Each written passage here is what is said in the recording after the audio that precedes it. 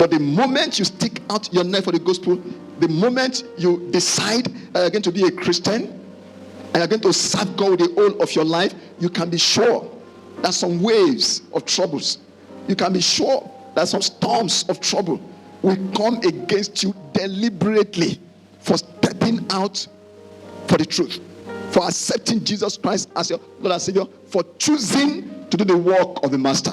Give me 2 Timothy chapter 2, I think verse 3.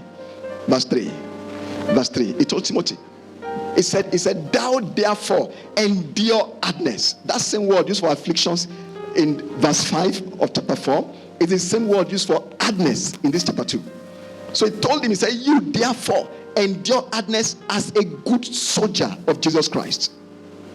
I worked as a TS in Kaduna, so one of the schools I covered was Nigerian Defense Academy, where our military men, those in the Navy, those in the Air Force, those in the Army have been trained. So I have a bit of an idea of how they are trained. They envisage whatever circumstance, whatever situation they can find themselves in real life, and they make them go through it while in training.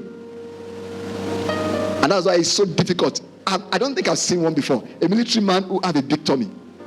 I'm not too sure I've seen one. Because of their training. Because of what they go through.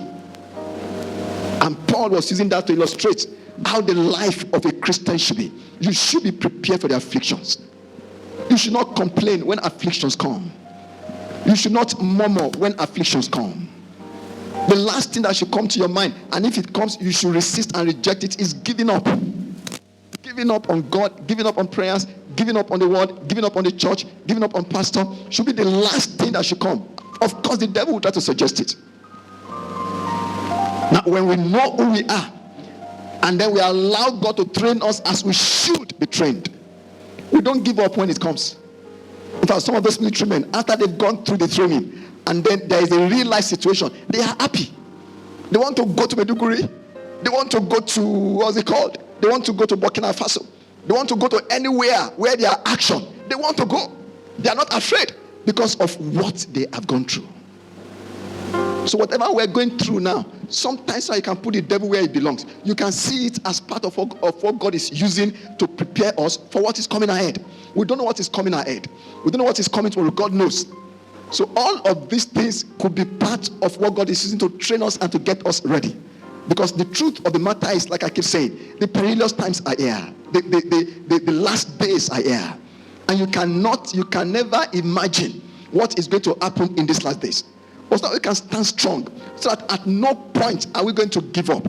At no point are we going to backslide. At no point are we going to regret our call into Christian ministry. We want to make a most of this situation by enduring, by staying put, by not giving up.